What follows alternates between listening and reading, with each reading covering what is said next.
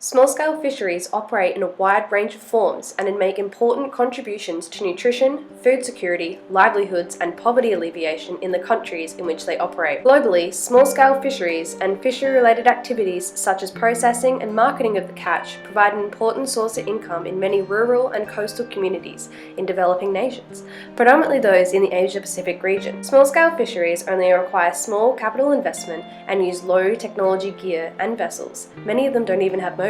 They catch the fish for personal consumption, as well as supplying products to local and domestic markets. This makes small-scale fisheries a viable means of providing or supplementing the livelihood for over 100 million people in developing countries, even if this work is often part-time or seasonal.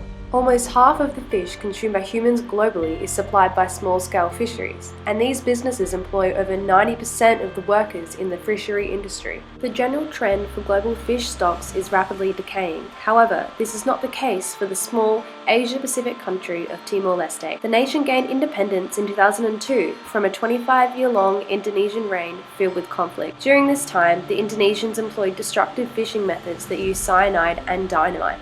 Despite this, coastal and marine resources in Timor remain in good conditions, with few areas suffering from overfishing. Timor-Leste is currently addressing these challenges caused during the time of conflict, with the nation suffering from the highest prevalence of stunting in the world due to malnutrition. This is due to insufficient protein consumption, lack of diversity in diet, and reliance on staple foods such as rice. There is an opportunity, however, for fisheries to improve the overall national health, with fish being a high-quality protein which contains crucial vitamins and fats. Improving the small-scale fishing sector for the future of Timor-Leste is difficult, as it is underdeveloped and underfinanced. The fisheries sector in Timor-Leste is almost exclusively small-scale, and recent figures show that there are approximately 5,000 fisheries operating currently. The small-scale fishing fleet is made up of non-motorized boats and uses low technological gear.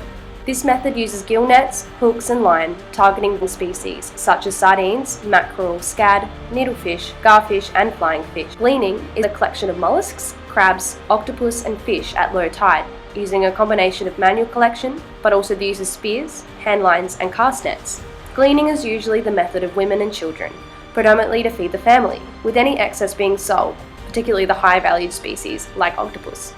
The yield to the fisheries sector in Timor-Leste is considerably low compared to that of the other island countries. This is due to an underdeveloped sector and there is limited monitoring. The Timor-Leste National Fisheries and Aquaculture Directorate, established in 2001, has encouraged several positive policies and strategies for the local fishery industry. However, they have crucially ceased to consider safety at sea. These concerns include lack of skipper qualifications or training, no fishing license required, or safety equipment regulations on fishing vessels. In summary, countries in Southeast Asia rely heavily on fish as a source of income and protein. A true island in Timor-Leste is a region highly dependent on fisheries and has a clear and positive influence on the nation's wealth and food.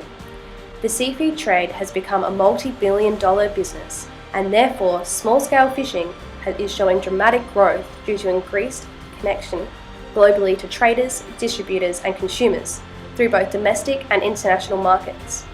It will take the effort of government and non-government organisations concerned with the sustainability and longevity of the fisheries sector to implement the regulations, promote the education and encourage the modernisation of fishing practices.